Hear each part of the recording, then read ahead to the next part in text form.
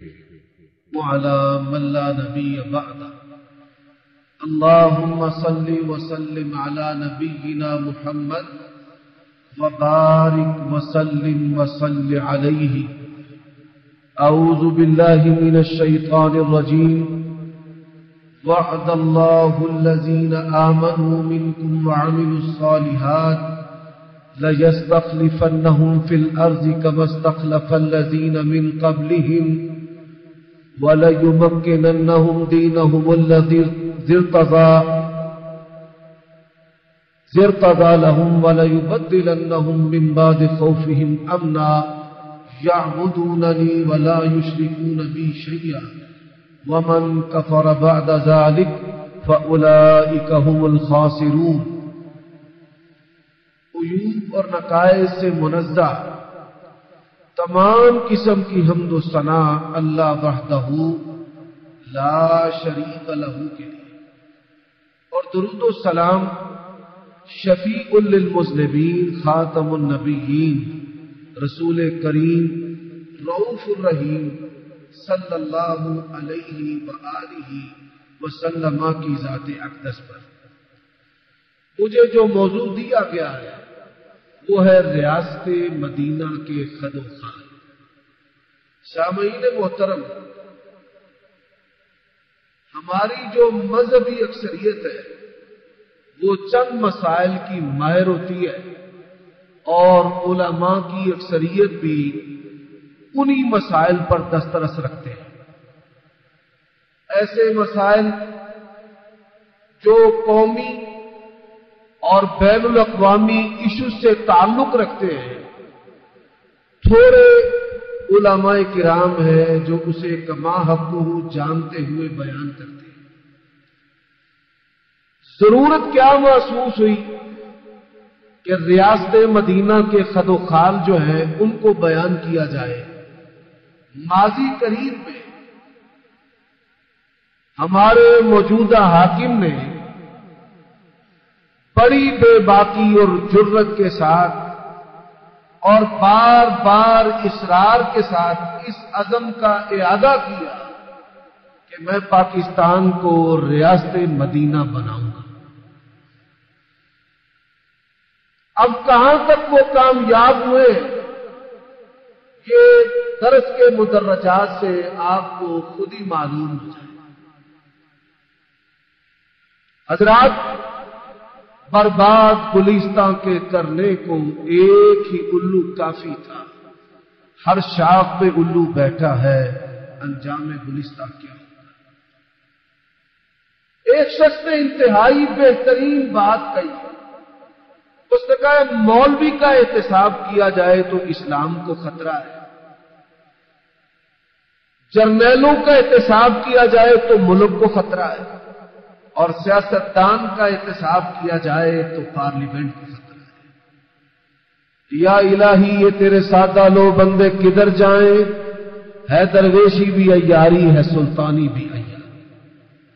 اور امام عبداللہ ابن مبارک رحمہ اللہ نے یہ بات کہی ہے، وَهَلْ أَفْسَدَ الدِّينَ إِلَّا الْمُلُوكُ وَأَحْبَارُ سُوءٍ وَرُهْبَانُهَا. دین اور دینداروں کا، معاشرے کا، اقوام کا بیڑا غرق کرنے والے ذمہ دار تین طبقے: حاکم وقت، الدین، اور دیندار حاکم وقت، اور لوگ الناس علی دین ملوکہم. جیسا حاکم ہوگا ویسی رعایا ہو جائے. دوسرے علماء سوء جو حاکم کے سامنے حق گوئی کا فریضہ انجام نہیں دیتے. نبی علیہ الصلوۃ والسلام سے پوچھا گیا افضل جہاد کون سا ہے؟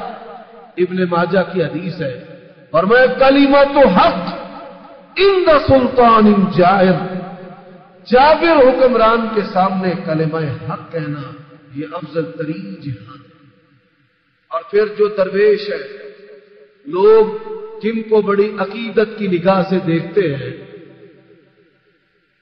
وہ بھی انسانوں کے دین کا اور دینداروں کا بیڑا غرق کر کے رکھ دیتے ہیں. حضرات، اب سب سے پہلی جو چیز ہے، ہم یہ سمجھے کہ ریاست کسے کہتے ہیں۔ ریاست مدینہ تو بعد میں اس کی وضاحت ہوگی، لیکن سب سے پہلے ہم یہ جانیں کہ ریاست مدینہ، اس سے پہلے ریاست، اس کا مطلب و معنی کیا ہے؟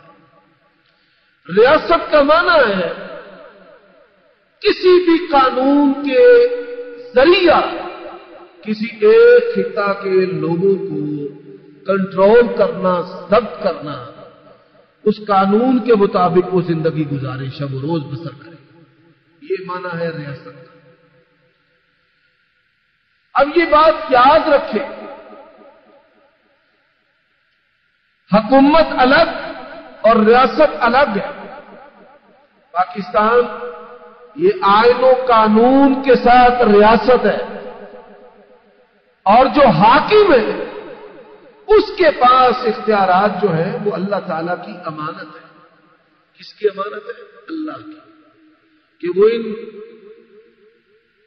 قوت والے اختیارات کا ناجائز استعمال نہیں کرے، نہ اپنی ذات کے لیے، نہ اولاد کے لیے، اور نہ ہی اپنے من پسند افراد کے لیے۔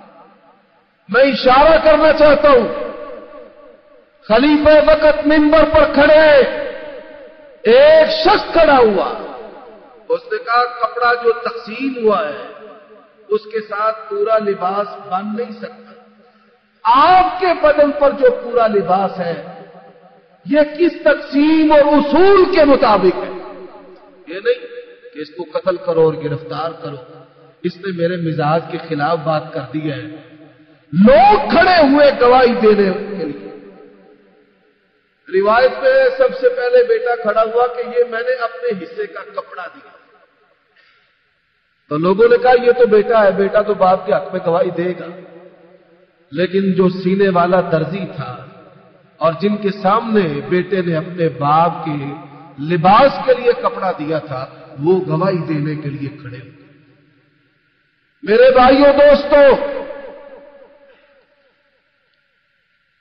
میں اس کو ایک مثال کے ساتھ واضح کرتا ہوں۔ اب یہ دیکھیے، یہ مسجد جو ہے یہ ریاست کی مانند ہے۔ اس کا احترام، اس کے آداب اور احکام کی پابندی، اب جو متولی ہے، جس کی ذمہ داری ہے اس کی صفائی ستھرائی، نمازیوں کے لیے سہولیات، اور وقت پر اس کو کھولنا اور بند کرنا، اور اس کی دیکھ بھال کرنا، اور اس کی ضروریات کو پورا کرنا، بالکل اسی طرح حاکم وقت جو ہے وہ ریاست کے لیے ہوتا ہے کہ وہ ریاست کی دیکھ بھال بھی کرے، اس کی ضروریات کو بھی پورا کرے، اور اس کی حفاظت بھی کرے۔ اب یہاں پر دو باتیں۔ پہلی بات کہ ریاست کے جو قوانین ہیں وہ وضعی بناوٹی انسانی کہ انسانوں نے اس کو بنایا ہے۔ جو انسانوں کے بنائے ہوئے قوانین ہیں وہ انسانوں کو کنٹرول کرنے کے لیے ناکافی نہیں بلکہ بے بس ہے، بلکہ ان قوانین کے اندر آپ کو درندگی جھلکتی نظر آئے کہ بعض ملکوں نے ایسے قوانین بنائے کہ مرد مرد سے شادی کر سکتا ہے، عورت عورت سے نکاح کر سکتی ہے، عورت جانور سے نکاح کر سکتی ہے، مرد کسی جانور سے نکاح کر سکتا ہے۔ بلکہ دنیا کے اندر ایسے بد نصیب بھی ہیں کہ جن ممالک کے اندر ایسے قوانین بھی ہیں کہ مرد و عورت اپنے محارم یعنی ماں بہن بیٹی باپ بھائی بھتیجے بانجے کے ساتھ بھی منہ کالا کیا جا سکتا ہے۔ یہ انسانوں کے بنائے ہوئے وضعی قانون۔ اب اسلامی جو ریاست ہے، اسلامی ریاست کے اندر انسانوں کے بنائے ہوئے قوانین نہیں بلکہ وہ دین بطور نظام لگایا جاتا ہے جو اللہ تبارک و تعالی نے 1400 سال قبل نبی کریم صلی اللہ علیہ وآلہ وسلم پر نازل کیا ہے۔ میرے بھائیوں دوستوں، اب اسلامی ریاست کا معنی تو آپ بخوبی سمجھ گئے کہ انسانوں کو دین اسلام کے مطابق کنٹرول کیا جائے، ان پر اسلامی اصول و ضوابط کے ساتھ پیش آمدہ مسائل میں قوانین بنائے جائیں اور اس کے مطابق پھر ان کو کنٹرول کیا جائے۔ اب ریاست مدینہ سے کیا مراد ہے؟ ریاست مدینہ دو طرح کی ریاست ہے۔ ایک ریاست ہے جو جبری ہے، پاکستان کے اندر 4 مارشاء اللہ لگے، اسلام کے اندر کسی مارشاء اللہ کی کوئی گنجائش نہیں، کوئی ناراض ہوتا ہے ہو، کوئی راضی ہوتا ہے۔ نبی علیہ الصلوۃ والسلام نے فرمایا ہے 6 بندے جن پر میں بھی لعنت کرتا ہوں اور اللہ بھی لعنت کرتا ہے، والمتسلط بالجبروت، جبر سے لوگوں پر مسلط ہونے، لوگ نہیں چاہتے، قانون و آئین کو توڑتا ہے، بالائے طاق رکھتا ہے، بس پش ڈالتا ہے، ڈنڈے اور بندوق کی زور پر جو ہے وہ لوگوں پر حکومت کرتا ہے۔ ایسا جو جبری مسلط ہے اس پر اللہ تبارک و تعالیٰ کی لعنت، اور یہ لعنت آپ کو نظر آتی ہے کہ کبھی ہمارا وطن اور ملک جو ہے اس کی کرنسی ڈالر کے برابر تھی، اور آج کتنا فرق ہے، اس سے ہر چھوٹا بڑا بخوبی آگاہ ہے کہ یہ جبری حکومتیں آتی گئی، ہماری معیشت کمزور ہوتی گئی اور پھر کمزور ہوتی گئی، اور پھر خفیہ طاقتیں انہوں نے بھی اس میں کردار ادا کیا اور حکومتوں کو بنایا اور توڑا۔ حضرات، میں یہاں پر 2 باتیں کرنا چاہتا ہوں۔ اگرچہ ہم موجودہ حاکم کے حامی نہیں، آپ میں کئی افراد حامی ہوں گے اور مجھے اس بات پر اعتراض نہیں، انہوں نے اپنی حمایت کا جواب اللہ تعالیٰ کو دینا ہے اور ان کا ذاتی فہم ہے، لیکن جو لوگ اس حاکم کی حکومت کو گرانا چاہتے ہیں ان سے یہ گزارش ہے کہ مسلمان حکومت کو گرانا جو ہے یہ بھی فتنے سے خالی عمل نہیں، اس کی بھی خرابیاں ہیں، اس سے بھی معیشت تباہ ہوتی ہے، دیوالیہ ہوتا ہے ملک، تاجروں کی تجارت تباہی کے دانے پر چلی جاتی ہے، تو ہمارے اوپر کبھی دین کے نام پر اور کبھی لادینیت کے نام پر حکومتیں جو ہے وہ مسلط کی گئی اور ملک کے حالات بد سے بدتر ہوتے گئے۔ یہ بات یاد رکھیے، ہمارے پاس تو سونا چاندی کے وسائل ہیں، چاول اور گندم کے اور پانی کے، لیکن اللہ تبارک و تعالیٰ نے کیا کہا ہے قرآن مجید میں، وَلَوْ أَنَّهُمْ أَقَامُوا التَّوْرَاةَ وَالْإِنْجِيلَ لَأَكَلُوا مِنْ فَوْقِهِمْ وَمِنْ تَحْتِ أَرْجُلِهِمْ۔ اگر اللہ تبارک و تعالیٰ کے قوانین کو، حدوں کو قائم کرتے، اللہ ان کے اوپر رزق کے آسمان سے بھی دروازے کھول دیتا، زمین سے بھی کھول دیتا۔ میں اس کی مثال دیتا ہوں، مملکت سعودیہ وہ واحد ملک ہے جس نے پوری دنیا کو پالا ہے اور پوری دنیا میں اسلام کی خدمت کی ہے، مساجد، مدارس، فلاحی سینٹر، ہاسپٹل، علماء، ان کی خدمت، یتیموں کی کفالت، ہم بیان ہی نہیں کر سکتے۔ پوری دنیا کی کفالت کرتا ہوا ایک ملک نظر آ رہا ہے کہ خارجی آبادی کو بھی شامل کر لیا جائے تو 3 کروڑ کے قریب ان کی تعداد بنتی ہے، 3 کروڑ، اور اب وہ ہم سے بھی زیادہ اشیاء پر ٹیکس لگا رہے ہیں، 5%، 10%، 15%۔ کیوں؟ جو سابقہ حکمران تھے وہ اللہ کی شریعت کے قریب تر تھے، اللہ تبارک و تعالیٰ نے ریت سے ان کو سونا نکال کر دیا، پہاڑوں سے سونا ان کو دیا، بے پناہ وسائل دیے، وہ جتنا خرچ کرتے تھے دن کو اتنے ان کے اثاثے 10 گنا 100 گنا بڑے بڑے۔ آرام کو ان کا ایک ادارہ جو ہے یہی مان نہیں تھا، یعنی اسی کی جو وسائل اور آمدنی تھی وہی دنیا سے بڑھ کر۔ میرے بھائیوں دوستوں، آج جیسے جیسے وہ شریعت سے دور ہوتے جا رہے ہیں ان کی معیشت جو ہے وہ بھی تنگی کا شکار ہوتی جا رہی ہے۔ یہ بات ذہن میں رکھیں. اور میں دنیا کی جتنی بھی حکومتیں ہیں ان حکومتوں میں سے ان کی حکومت کو اب بھی بہتر سمجھتا ہوں. کوئی شخص یہ نہ سمجھے کہ ہم ان کے مخالف ہیں، ایسا نہیں ہے. وہ قریشی ہیں. دنیا کی جتنی بھی حکومتیں ہیں ان حکومتوں میں سے جو قریشی ہیں وہ شریعت کے لحاظ سے تقدم اور برتری رکھتے ہیں. اور اب بھی یہ خیر جو ہے اللہ تعالیٰ کی توفیق و فضل سے ان میں نظر آتی ہے، اگرچہ کم ہے. اور یہاں پر ایک بات میں اور بھی کر دیتا ہوں. گزشتہ 100 سال پہلے ترکوں کی حکومت تھی دنیا میں. جب ترکوں کی حکومت ٹوٹی ہے تو آپ یہ سن کر حیران ہوں گے کہ 40 کے قریب حکومتیں بنی، 40 کے قریب ممالک بنے. اور جو ترک حاکم ہے وہ بھی امت کے حق میں ان کی طرح بہتری تھی. یہ جو ابھی تقابل ہو رہا ہے نا سوشل میڈیا پر کہ سعودی آؤٹ ہونے چاہیے اور ترکی آنے چاہیے اور ترکی برے ہیں، میں یہ سمجھتا ہوں دونوں اپنی اپنی جگہ پر امت کے لیے بہتر ہے اور ان کی اکثریت بہتر ہے. ان کو آپس میں ٹکرانا یہ کوئی عقل مندی نہیں. میرے بھائیوں دوستوں، نبی علیہ الصلوۃ والسلام کا ایک فرمان سن لیں. فرمایا میری امت کا گروہ قسطنطنیہ کو فتح کرے گا. لڑنے والا لشکر دنیا کا بہترین لشکر اور ان کا امیر بہترین امیر ہوگا. امام البانی رحمہ اللہ نے سلسلہ احادیث صحیحہ میں اس حدیث کی شرح کی ہے.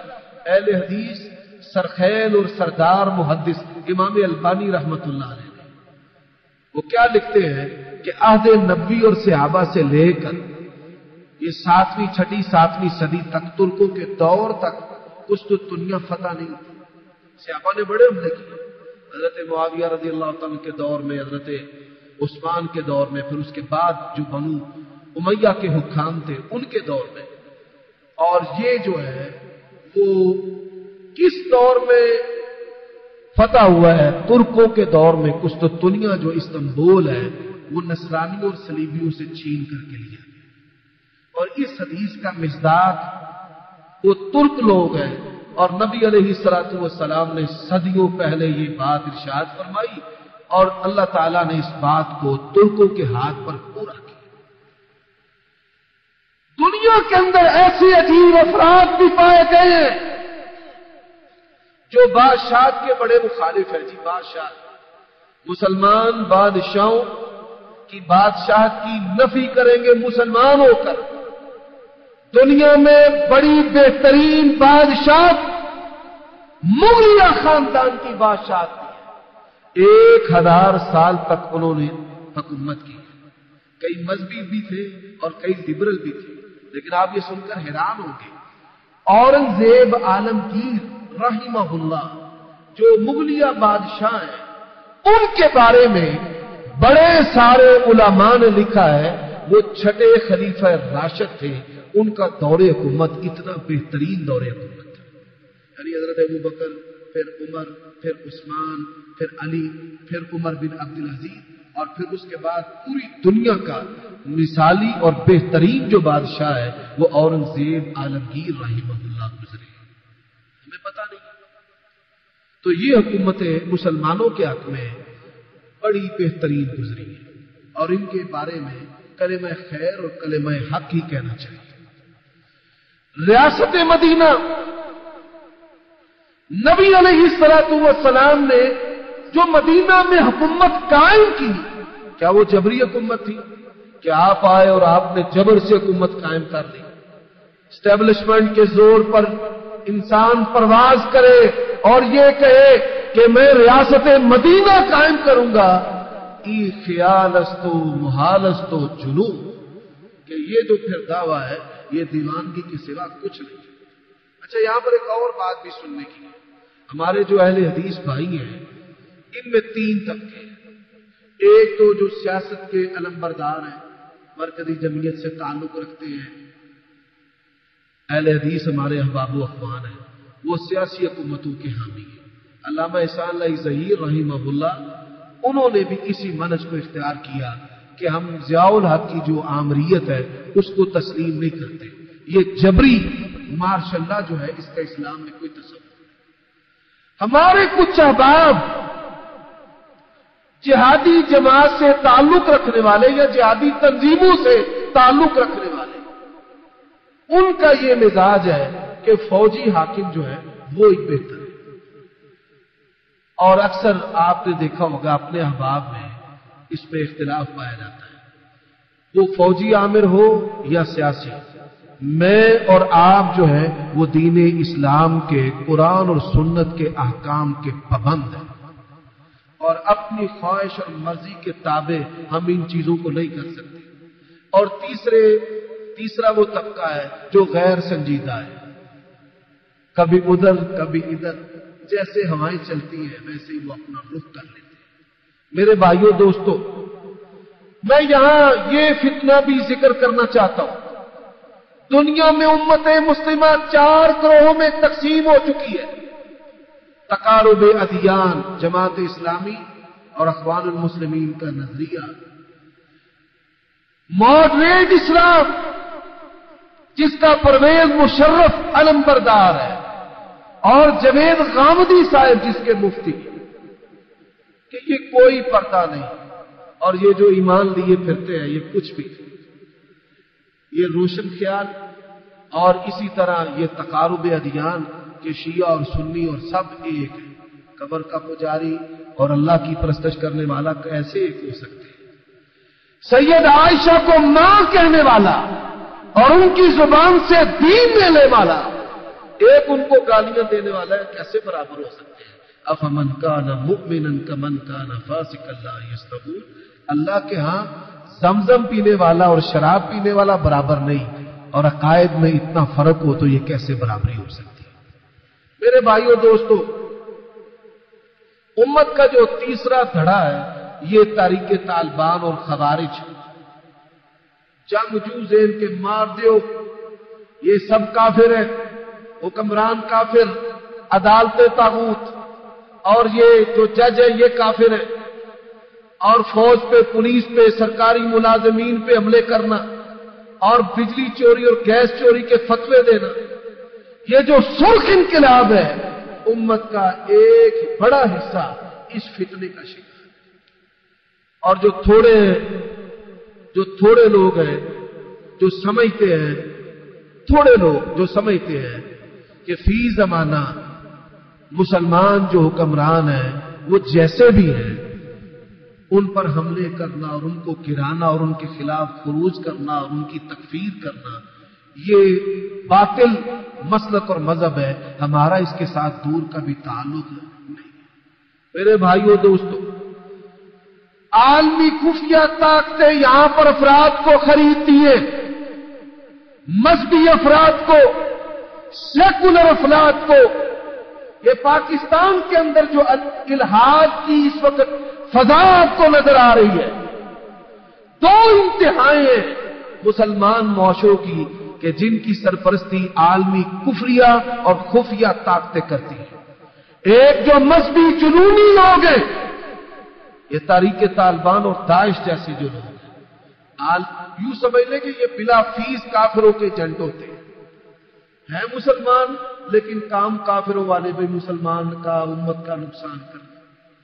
और इसी तरह ये M2M की तरफ पर जो बेदीन तारीख है, जिसको मर्जी उठा लिया, जिसको मर्जी कत्ल कर दिया।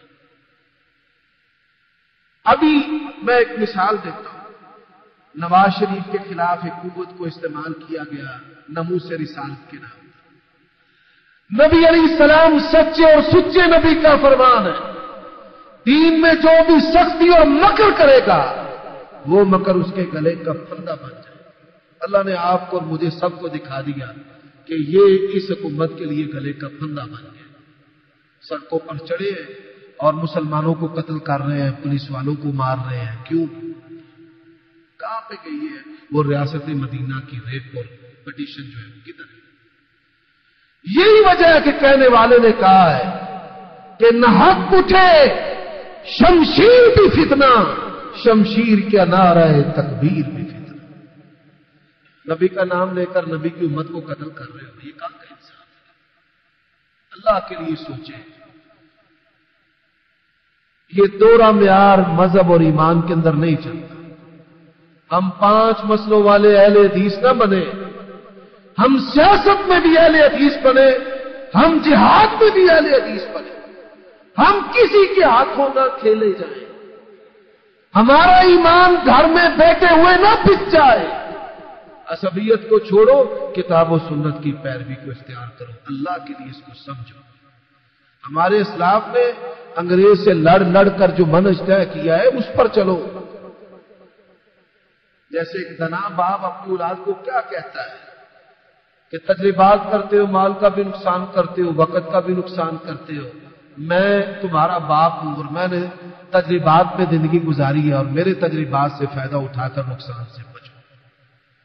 یہ سبیل المومنین ہے اور یہ سلف صالحین کی راہ ہے کہ اپنے اکابرین کے رستے پر چلتے ہوئے جانا اور ان فتنوں سے بچ جانا۔ حضرات، نئی تنظیم جماعت اٹھتی ہے، لوگ اس میں شامل ہو جاتے ہیں اور وہ کہتے ہیں پہلے انہوں نے کچھ نہیں کیا، ہم آئے اور ہم یہ اور وہ کر دیں گے، اور ایک نیا فرقہ جو ہے وہ پیدا ہو جاتا ہے۔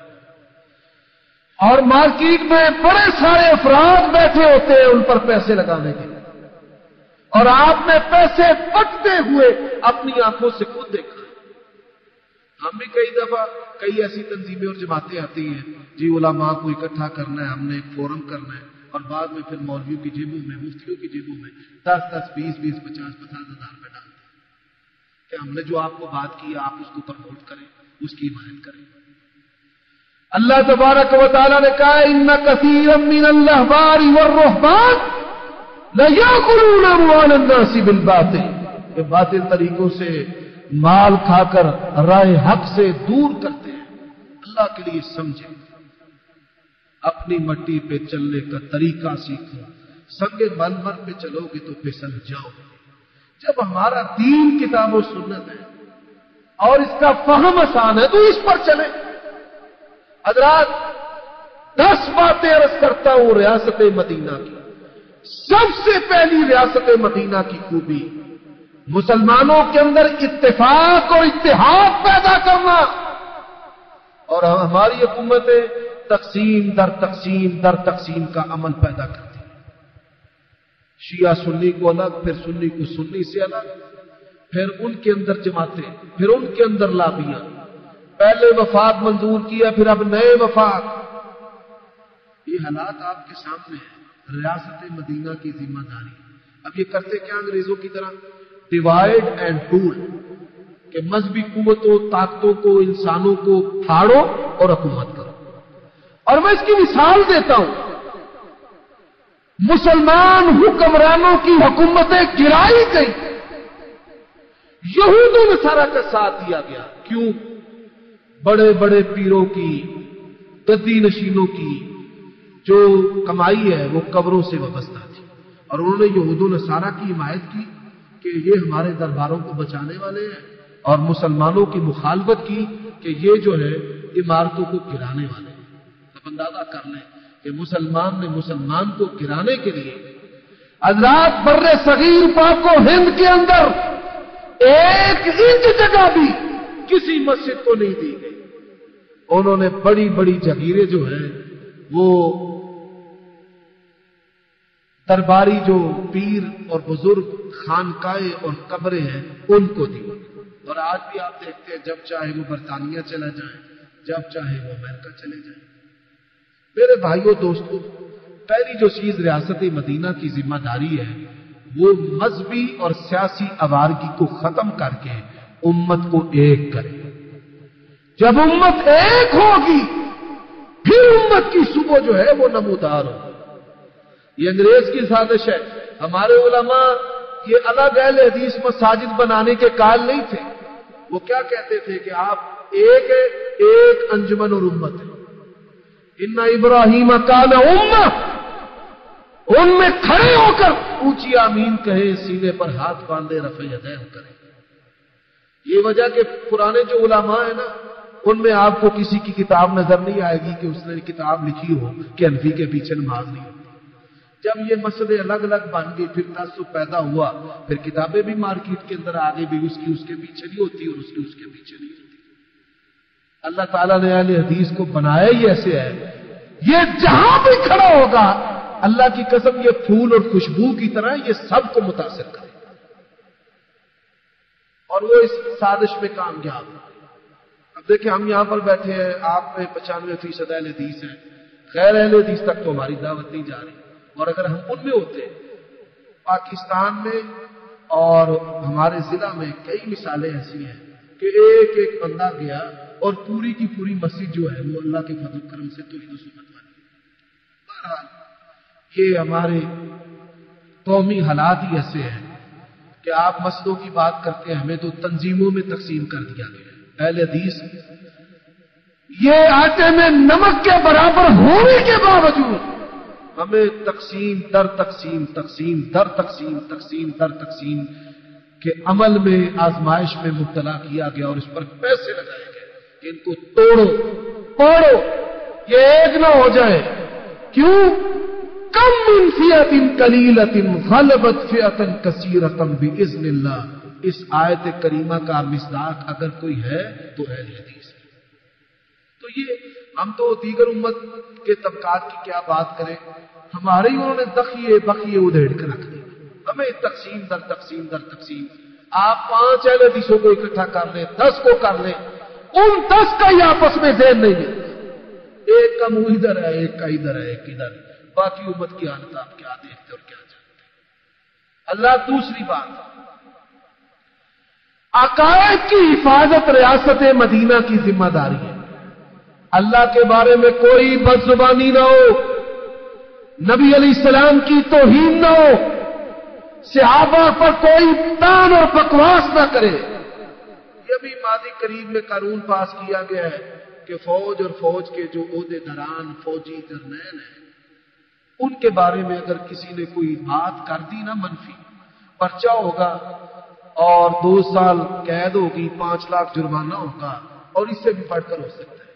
لیکن میں سوال کرتا ہوں، اسی ملک کے اندر صحابہ کرام کو، امہات المومنین کو آن دی ریکارڈ گالیاں دی گئی، کہاں قانون حرکت میں آیا؟ اللہ کو گالیاں دی گئی، کہاں قانون حرکت میں آیا؟ ابھی چند دن پہلے اسلام آباد کے اندر گماشتہ عورتوں نے ایک احتجاج کیا ہے کہ میرا جسم میری مرضی۔ یقین جانیے دنیا کے اندر اس سے گندا جملہ ہے ہی نہیں۔ میں بوڑھا نہیں ہونا چاہتا، کیا میری مرضی چل سکتی ہے؟ ایک عورت ہے، مرد ہے، جنس تبدیل نہیں ہو سکتی کہ مرد جو ہے وہ کہے کہ میں عورت بن جاؤں اور عورت کہے کہ میں جنسی عدالت ہوا کر میں مرد بن جاؤں۔ یہ جسم بھی اللہ نے عطا کیا ہے اور اس پر مرضی کس کی چلنی ہے؟ اللہ کی چلنی ہے، پروردگار کی۔ تو انہوں نے کیا کہا؟ اللہ بھی سن لے، رسول بھی سن لے، بلکہ نبی علیہ السلام کی سیرت پر بڑے رقیق حملے کیے گئے۔ اما عائشہ رضی اللہ تعالی عنہا اور نبی علیہ السلام کے نکاح کا مذاق اڑایا گیا۔ کدھر ہے ریاست مدینہ؟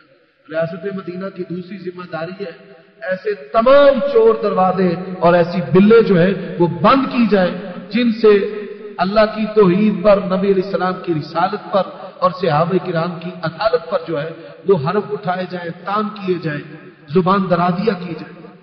حضرات ریاست مدینہ معاشرتی اقدار ہے، ریاست مدینہ میں پردہ، ایک یہودی عورت، پردے کے حکام ابھی نازل نہیں ہوئے تھے، ایک یہودی نے مسلمان عورت کے کپڑے کو باندھ دیا، اس کی دکان پر تھی، جب وہ اٹھی تو برہنہ ہو گئی، دوسرے مسلمان نے اسے قتل کر دیا کہ دیوس، تیری اتنی جرت، تیری اتنی جرت۔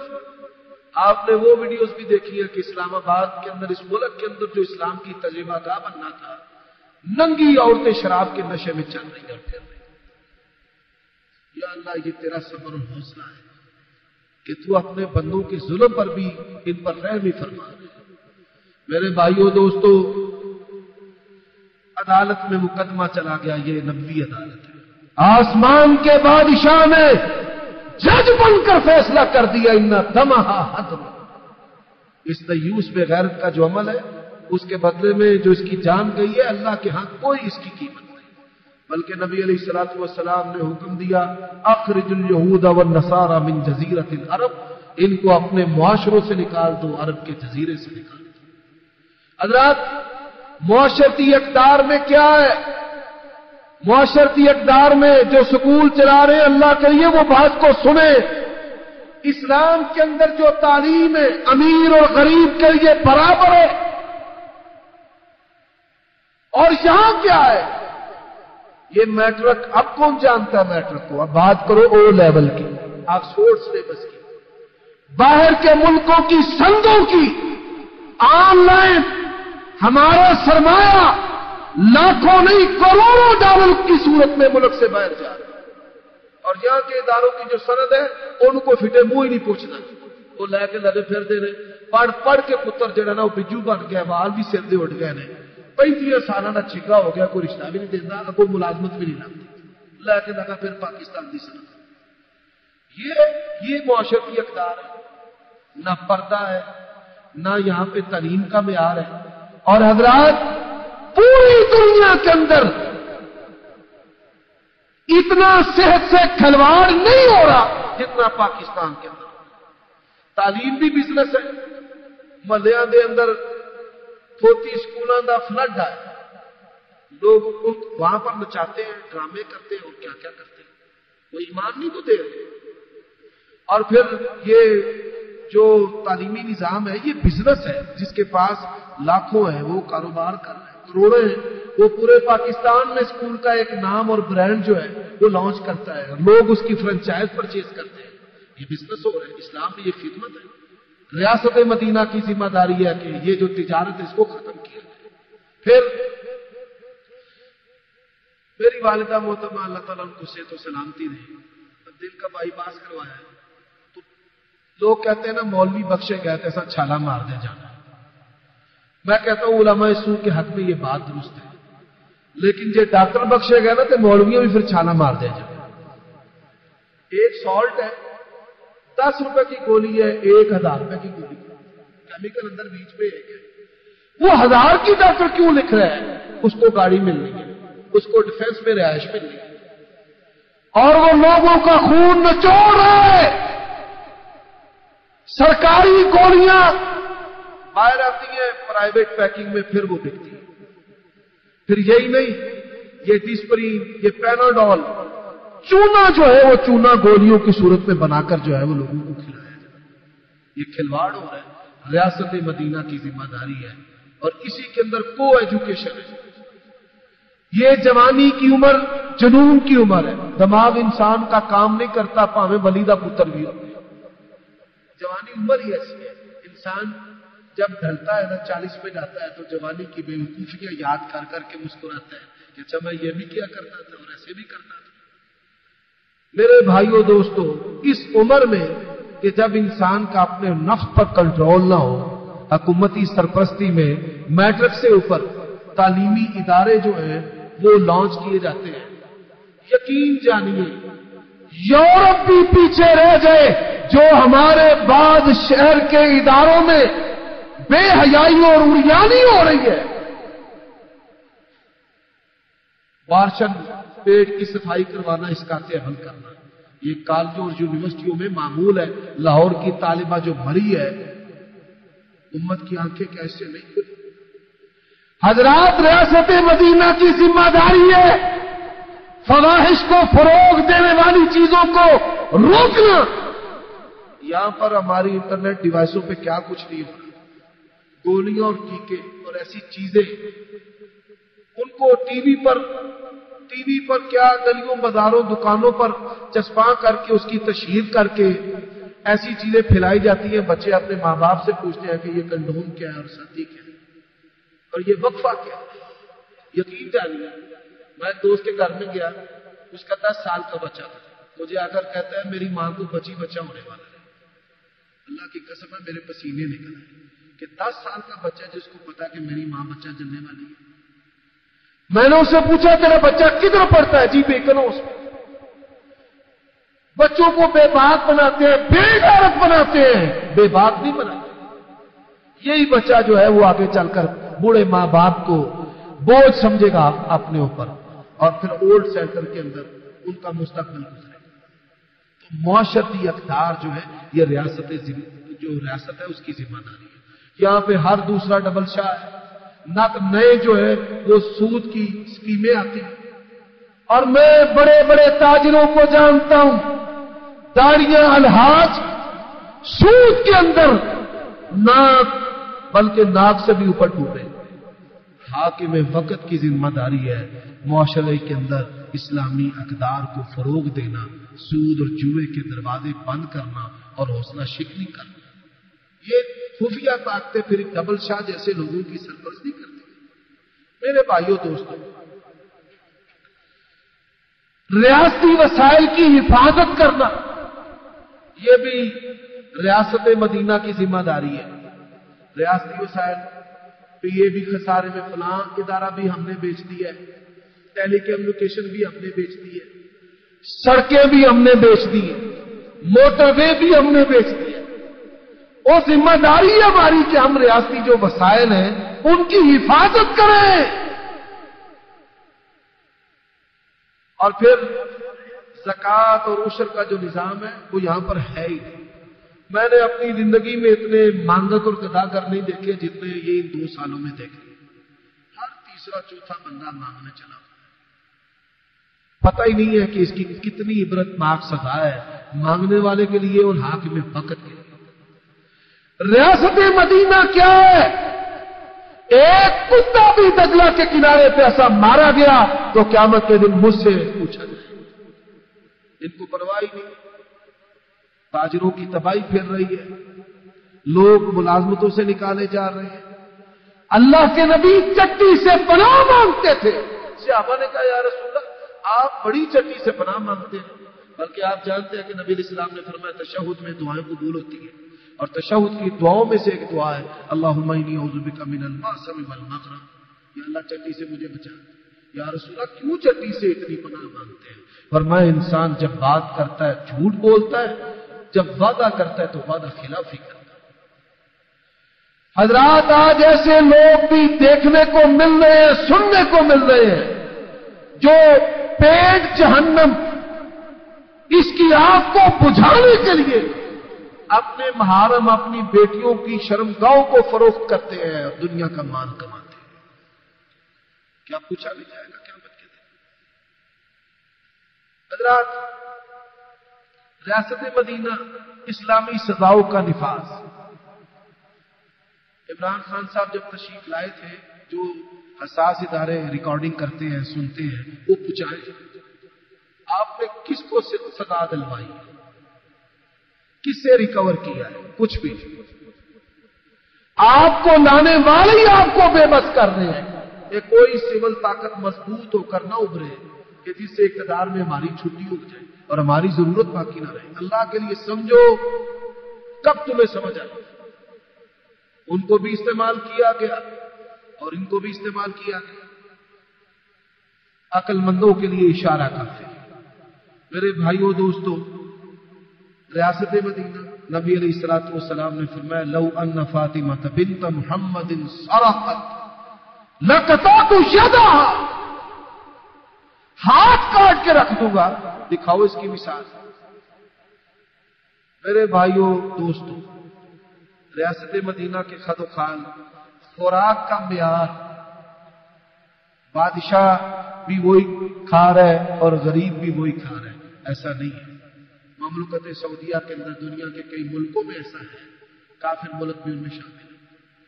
मैं जैसे आपको पहले बता चुका हूं कि बाज हमारे लोग हैं, मुसलमानों की बादशाह जो है उसको नापसंद करते हैं, और काफिरों की बादशाह वहां पहुंचने के लिए उनको सब कुछ कुर्बान करना पड़े तो करते। कई लोग तो दाढ़ियां भी उतरवा देते हैं, भाई मैनू बरतानिया का वीजा लग जाए। हजरात,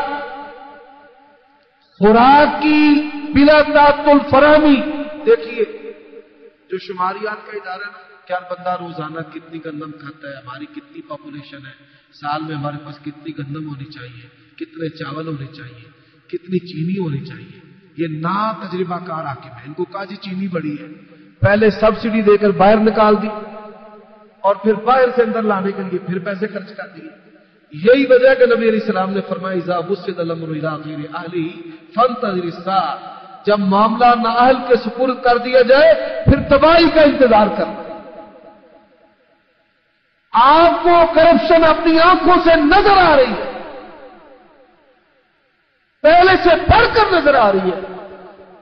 یہ نا تجربہ کار حاکم ہے اور یہ اس کے مفاسد ہے. خوراک اس کو جمع رکھنا، اس کے معیار کو قائم رکھنا اور بلا تعطل اس کی فراہمی کرنا، یہ بھی حاکم وقت کی ذمہ داری ہے. اور اس کے بعد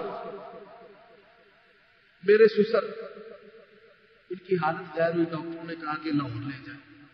یہ گزشتہ سالوں کی بات ہے. زندگی موت کا مالک تو اللہ ہے، ہمارا یہ ایمان ہے. لیکن سڑکیں بند تھی اور رستے میں ہی گاڑی جو ہے وہ بیچارہ برادر نسبتی میرا لوگوں کے بڑے ترلے گئے، انہوں نے کہا نہ گڈی ایسا نہیں جان دینی، وہ ایمبولینس دے بچی مار گیا. ایسی بڑی مثال ہے. آکسیجن بند، دوائیاں روک لی گئی. یہ پریشر جو گروپ ہے نا، وہ اللہ کے لیے جو گرم دماغ والے لوگ ہیں وہ بھی میری بات کو سمجھو. اسلام ریاست مدینہ پریشر گروپ جو ہے ان کی حوصلہ شکنی کرتی ہے. ابو جندل ابو بصیر اللہ کے نبی کے پاس گاٹے اتار کر آئے. اللہ کے نبی نے حوصلہ افزائی نہیں کی بلکہ کہا انت فتان، تو فتنے باز ہے. صحابی ہونے کے باوجود، مسلمانوں کے غلبے کا کام کرنے کے باوجود اللہ کے نبی نے اس کی حوصلہ افزائی نہیں کی. یہ جو پریشر گروپ بنتے ہیں نا، بنانے والے ان کو بناتے ہیں، پھر ان کو استعمال کرتے ہیں، پھر ان کی قیمت وصول کرتے ہیں، پھر ان کو توڑتے ہیں اپنی آنکھوں کو کھول. تو اسلام جو ہے ریاست مدینہ، وہ پریشر گروپ جو ہے ان کی حوصلہ افزائی نہیں کرتی. جب مرضی سڑکوں پہ چڑھ جائے. اللہ کے نبی جہاد سے واپس لوٹ رہے ہیں، رائے بند ہو گئی، لوگوں نے ڈیرے ڈال لیے. فرمایا سن لو، محمد رسول اللہ کے ساتھ جہاد کیا، قتال کیا، جس نے رستہ بند کیا لا جہاد لہ. رسول اللہ کے ساتھ بھی جہاد کیا تو اس کا کوئی جہاد نہیں. جاؤ.